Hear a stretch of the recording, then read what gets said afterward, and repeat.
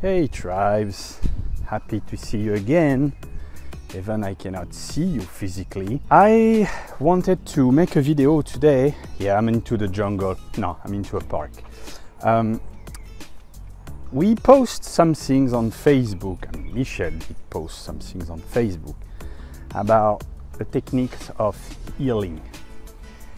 And it was very interesting to see how people were interacting with this topic of healing, which is pretty important for all of us in the time that when you go see a doctor, most of the time, you know, we ask you money, we give you prescription of medication. Not that it's bad, but a lot of people start to lose confidence into the regular medicine and turn themselves into the ancient medicine.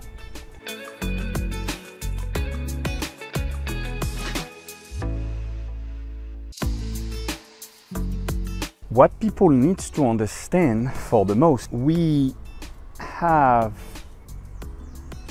two ways of healing ourselves. The matter, which is the flesh, the body, what we are healing, the physiology, the anatomy, etc., etc. But you have also what we call the ether, or etherical body, which is the body that you cannot see. Some people can see it, but most of us, we don't. And this body contains chakras, energy flow, and also fluid that is not the fluid as we think. So a person was making a comment saying that, you know, about the thymus, that this gland was stimulating during our childhood and during adolescence, which is true. And then after 20 to 25, these glands start to transform itself into fat.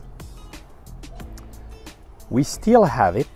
Don't think that you don't have it. You have it, but it's a fat part. And with the time, it decreases in space or in volume.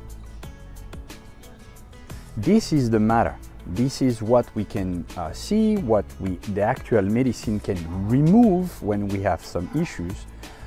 And this, it's like, how I can explain? It's like someone having, you know, the legs cut and still feel it. So the medicine will call that the phantom or the ghost part, or the ghost member, which the brain record or memorize the function of the body and the function of this part, and also will create with the nerve system a memory to send the flow, yeah, for this member, this part of the legs, bring some information to our brain. Hey, I'm here, this is what I'm doing. How can we explain the ghost member?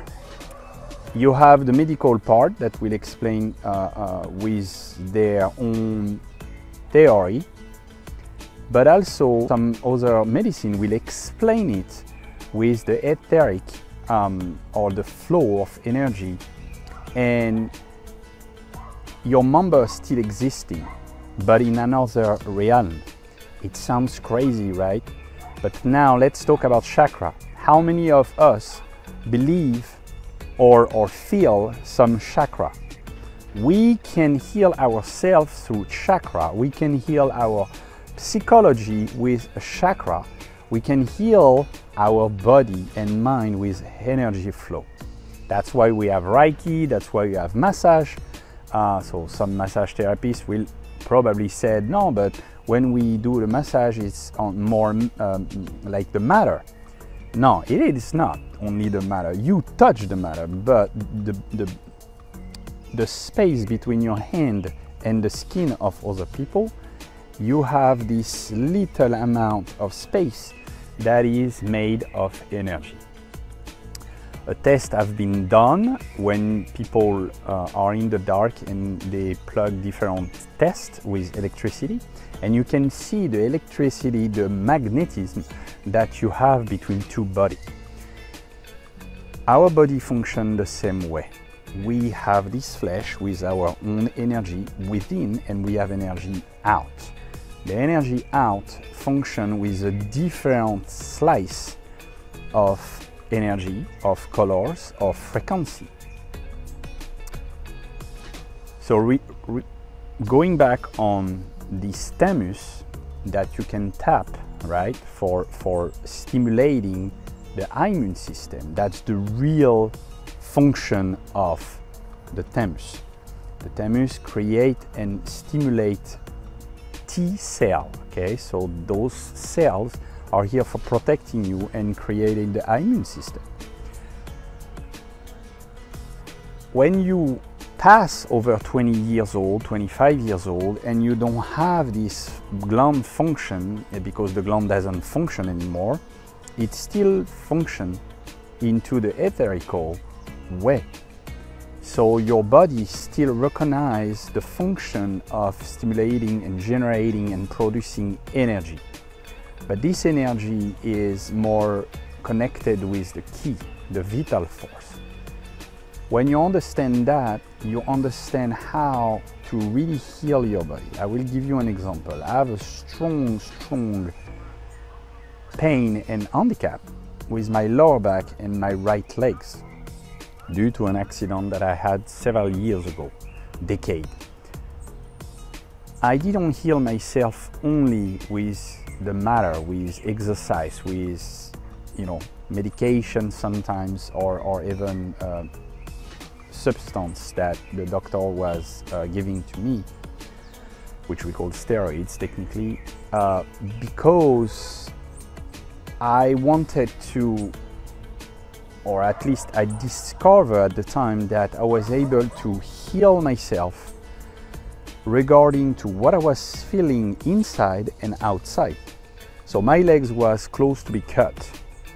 I was not able to feel my legs for several months, and even years after, some part of my legs I cannot feel it because I had some nerve cut and some nerve compressed, like the external poplite, which is the nerve that controlled the external part of your lower legs until the ankle. This was totally compressed and crushed. So when you pass the finger on, I feel like it's burning. It's very strange, but I don't have any pain. Then I was making research on myself, saying, okay, so I'm not feeling it. Let's ask some question to the doctor, explaining me why. So he explained me with his medical fact, that my nerve was compressed. This is the matter, this is the body function. But at the time, I was going into the osteopathic school, and I discovered, so a year after, that my body was not only a flesh, mix of bones, blood, fluid, all the four elements, but I have the fifth element, which the fifth element is ether. And when you are into the ether, you are touching the divine of your body, your soul. The soul is not just the heart. The soul is all the energy that gravitates without and within. When I did work on it, I started to recover very, very fast. I should not walk or run or even train for Ironman, depending on what the doctor was saying. So some people will say, yeah, but because maybe your mind, Sam, is very strong. Yeah, we are at the point. Because my mind is strong and I don't let anything killing me or shutting me down. You can put me on the knee, but I will not let my body going directly on the ground. When I'm on the knee, I'm trying to understand why, and then I stand up. But you cannot stand up until you realize that your body is two parts, like your mind.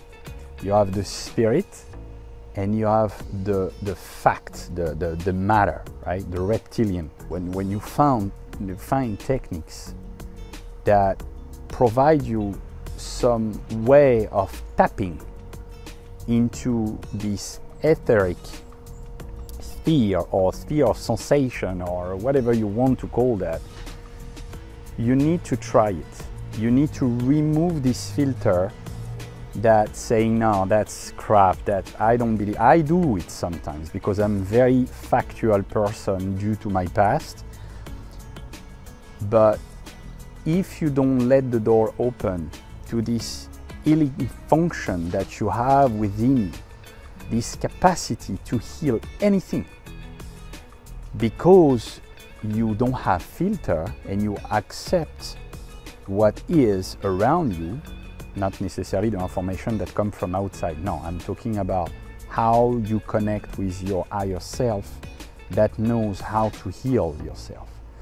You had this wonderful book that was writing by Andrew Taylor Steele, the father of the osteopathy, that was writing in his book. I will not destroy what exactly he said, but the meaning that in any body you have already the doctor. Remember that doctor come from doctrine, right? So don't follow doctrine only because the doctrine tell you to go this way. I know a lot of doctors that are starting to take this etherical stuff, other medicine, and mixed with their knowledge. And this creates a very interesting way of healing people. But remember, you are the only one accepting the healing process. If you still be a victim, the healing process will never come. It will destroy you. If you are into madness, which I was when I started to recover from my legs, I was a fighter, right? I was fighting against the things, saying to people, I deny what you are saying. You don't need necessarily to create this hungerness, this path of vengeance or violence, because again, you dig down into a low vibration, a low frequency. And it is very important to raise your frequency to be able to raise the capacity of healing yourself. The last point is, take a look when you heal yourself, or if you want to heal yourself, whatever the pathology. The first step is to understand if you love yourself.